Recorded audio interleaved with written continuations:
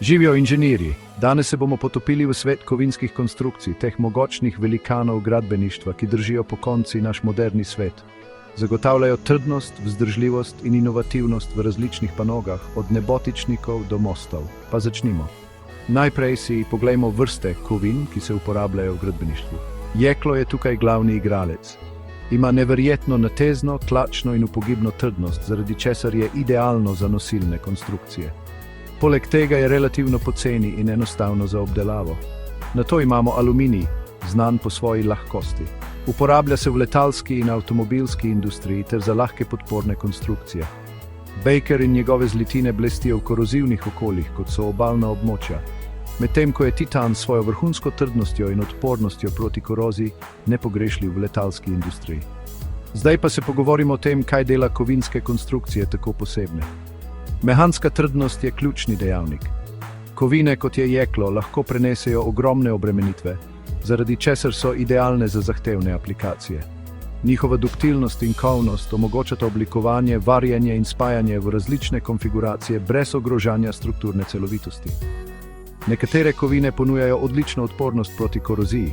Pomislite na nerjaveče jeklo in aluminij, medtem ko druge potrebujejo posebno obdelavo.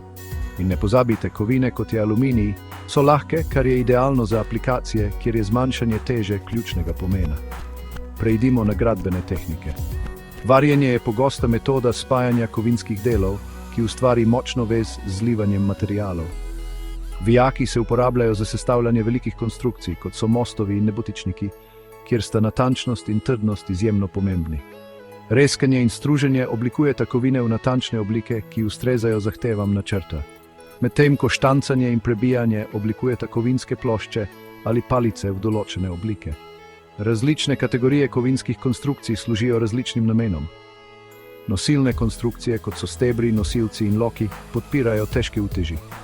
Podporne konstrukcije stabilizirajo druge konstrukcije, kot so industrijske ploščadi ali podvozja vozil. Mostovi in predori se zanašajo na sposobnost kovin, da prenesejo obremenitve in napetosti.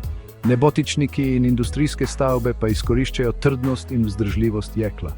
Nazadnje se kovine uporabljajo v ceveh in kanalih za transport tekočin in plinov v različnih industrijskih sektorjih.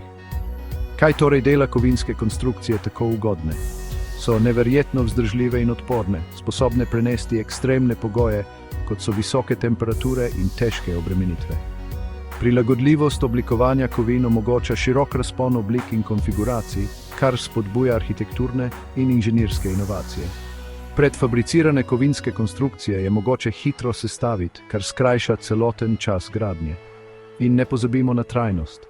Kovine so reciklabilne, kar pomeni, da je mogoče konstrukcije razstaviti in ponovno uporabiti, s čimer se zmanjša vpliv na okolje. Vendar pa obstajajo tudi slabosti. Korozija je problem, zlasti pri kovinah, kot sta železo in jeklo, če niso ustrezno obdelane ali zaščitene, še posebej v vlažnih ali morskih okoljih. Stroški so še en dejavnik. Kovinski materiali in proizvodnja so lahko dragi, še posebej, če je potrebna visoka zmogljivost ali specializirana proizvodnja. Poleg tega kovine dobro prevajajo toploto in zvok, zato je za toplotno in zvočno učinkovitost morda potrebna dodatna izolacija.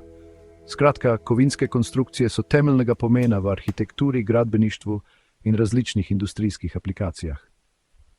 Njihova kombinacija trdnosti, vzdržljivosti in vsestranskosti jih naredi idealne za gradnjo robustnih konstrukcij, ki prenesejo preizkus časa in izpolnjujejo različne potrebe po oblikovanju. To je vse za danes, prijatelji. Hvala za ogled in ne pozabite všečkati in se naročiti za več inženirskih pogledov. Se vidimo naslednjič.